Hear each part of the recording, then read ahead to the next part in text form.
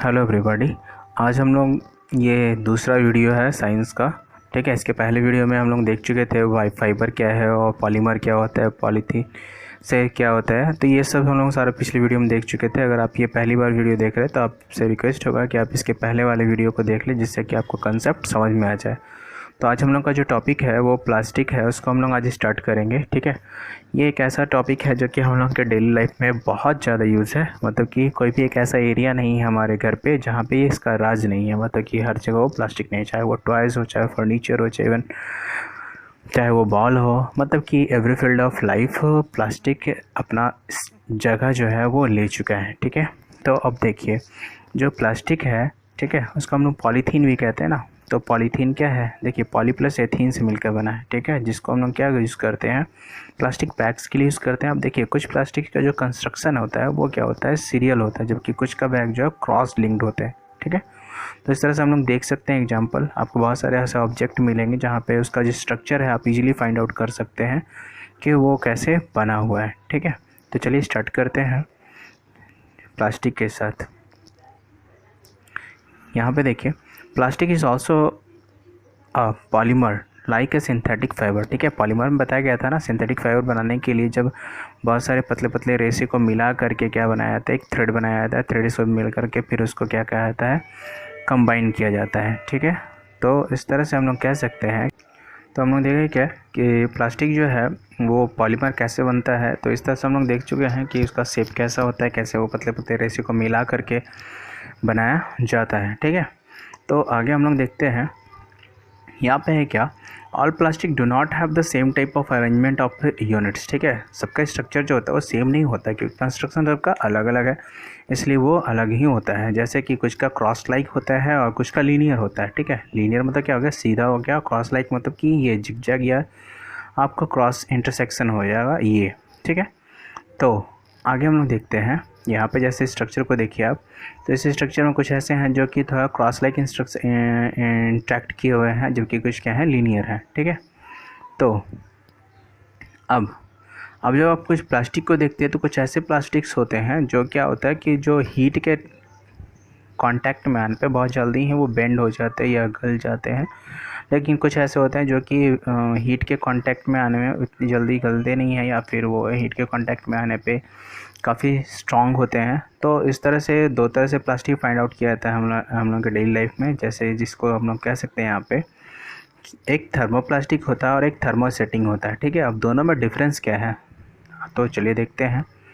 यहाँ पे देखिए, such plastic which gets deformed, ठीक है, easily on heating and can be bent easily are known as thermoplastic. वैसा प्लास्टिक जो कि हीट के कारण बेंट हो जाए या डिस्ट्रॉय हो जाए वो क्या कहलाते हैं, थर्मोप्लास्टिक कहलाते हैं। जबकि जस्ट इसका अपोजिट क्या होगा, जो नहीं बेंट हो, जो नहीं हीट के कारण जो नहीं प्रभाव में आए, वो क्या कहलाते हैं, थर्मोसेटिंग कहलाते हैं। ठीक है, तो जब प्लास्टिक की बात करें तो दो तरह से प्लास्टिक हमारे बीच अवेलेबल है। पहला है थर्मोप्लास्टिक और दूसरा है थर्मोसेटिंग। दोनों का डिफरेंस आपको क्लियर हो गया कि क्या डिफरेंस है। मतलब कि एक हीट के संपर्क में आने पे वो अपना जो साइज है या स्ट्रक्चर है वो डिस्ट्रॉय करने लगता है, जबकि दूसरा ऐसा नहीं करता है। ठीक है, तो अब नेक्स्ट देखते हैं हम लोग क्या है। अगला जो कैरेक्टरिस्टिक है वो है क्या, plastics as material of choice. अब ये तो खैर बताने की ज़रूरत नहीं है कि हमारे डेली लाइफ में प्लास्टिक इतने तरह से आ चुका है, चाहे वो बोतल से लेकर के बेड की बात करें, सारे जगह पे प्लास्टिक अपने जगह को एक्वायर कर चुका है। ठीक है, तो मतलब कि हमारे डेली लाइफ में प्लास्टिक का काफ़ी इम्पोर्टेंस है, वो काफ़ी ज़्यादा को एग्जिस्ट कर चुका है। Plastic is non reactive. Non reactive कहने का मतलब यहाँ पे क्या हो गया, जैसे मान लो कि अगर कोई रॉड है, ठीक है, मतलब लोहा है, तो इसको, ठीक है, मतलब कि आयरन है, तो अगर इसको कुछ दिन के लिए मिट्टी के कांटेक्ट में रहने दें या फिर ये खुले में रहे तो क्या होता है, रस्ट हो जाता है ना। रस्ट मतलब जंग लग जाता है इसमें। लेकिन किसी प्लास्टिक को अगर मिट्टी के अंदर गाड़ के रख दे, मतलब कि मिट्टी के अंदर दबा के रख दे, तो क्या होगा, वो उसमें ना ही जंग लगने की बात है, ना ही वो सड़ता है, ना ही वो गलता है। मतलब क्या, नॉन रिएक्टिव होता है वो। तो नॉन रिएक्टिव का मतलब समझ में आया होगा। You know that metal like iron gets rusted when left exposed, ठीक है, to moisture and air, but plastic do not react with the water and air. They do not corroded easily. That is why they are used to various kind of material. ठीक है। Next, plastic is light, strong and durable. ठीक है, बिल्कुल light है। जितना अगर मान लो कोई चेयर है, ठीक है, ये अगर प्लास्टिक का है और कोई चेयर है जो रॉड का मतलब कि आयरन का है, तो इसमें लिफ्ट करना कौन ईजीली होगा, ये। ठीक है, तो वो लाइट भी है, स्ट्रॉन्ग भी है और ड्यूरेबल भी है। इसको हम लोग काफ़ी अच्छी तरह समझ चुके हैं। तो अगला जो है प्लास्टिक और पुअर कंडक्टर। जैसे मान लीजिए अगर आयरन की बात करते हैं, ठीक है, आयरन मतलब क्या, लोहे की बात कर रहे हैं, तो ये क्या हुआ, इलेक्ट्रिसिटी का क्या है, कंडक्टर है, गुड कंडक्टर। जबकि प्लास्टिक क्या है, बैड कंडक्टर। तो ये पुअर कंडक्टर है, मतलब क्या, इसमें बिजली प्रवाहित नहीं हो सकती। ठीक है, अब आगे जो है प्लास्टिक एंड इन्वायरमेंट। ठीक है, प्लास्टिक एंड इन्वायरमेंट, तो आपको पता है ना कि मार्केट में दो तरह के पॉलीथीन यूज़ किए जा रहे हैं। जैसे कि कुछ ही महीने पहले आपको मालूम होगा कि जो गवर्नमेंट है वो पॉलीथीन पे बैंड कर चुकी थी, कि मतलब जो हम लोग रेगुलर प्लास्टिक यूज़ करते थे उसको बैंड कर चुकी थी, और ये एडवाइस दी गई थी कि आप थैला इस्तेमाल करें या फिर वैसा प्लास्टिक यूज़ करें जो ईजिली डिस्ट्रॉयबल हो। ठीक है, तो प्लास्टिक दो तरह से हैं, पहला जो है वो बायोडिग्रेडेबल है, दूसरा है नॉन बायोडिग्रेडेबल। इस चीज़ को समझते हैं। तो a material which get decompose through natural process such as action by bacteria is called biodegradable. ठीक है, मतलब ऐसे जो बायोडिग्रेडेबल मतलब क्या, डिकम्पोज हो सके, या जो डिकम्पोज नहीं हो सके वो क्या कहलाते हैं, नॉन बायोडिग्रेडेबल। ठीक है, तो अभी हम लोग प्लास्टिक जो देखे, प्लास्टिक में कुछ कैरेक्टरिस्टिक देखे। पहले तो देखे कि प्लास्टिक का कंस्ट्रक्शन क्या है, तो कुछ क्या है लीनियर है और कुछ क्या है क्रॉस इंटरसेक्शन है। तो उसमें फिर हम लोग देखें कि प्लास्टिक जो है दो तरह से मिले जाते हैं, थर्मोप्लास्टिक और थर्मोसेटिक। दोनों में डिफरेंस देखिए, थर्मोप्लास्टिक क्या है, जो कि हीट के कारण डिस्ट्रॉय हो जाता है या फिर अपने आप को बेंड कर लेते हैं, जबकि थर्मोसेटिक में ऐसी बात नहीं होती है।